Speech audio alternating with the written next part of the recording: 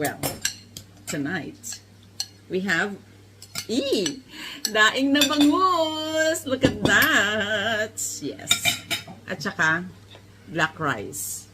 At saka, ang aming fiber. O, diba? Ito na ang aming, Baguio beans. Baguio beans sa Australia.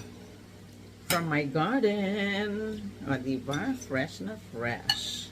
Actually, nanguha pa ako ng natitira pa. Kasi parang natuyot yung halaman, yung tanim. Natuyot siya nung isang araw na talagang nagtag-init. Alam mo yung nag-bathtub ako. Yung araw na yun. Nasunog yung mga dahon niya. Kaya hindi na siya masyadong happy. So I think mamamatay na siya. Kaya kinuha ko na yung mga iba pang mga bubot pa na mga na mga bunga. Inubos ko na lahat. So ginesa ko na siyang ganyan.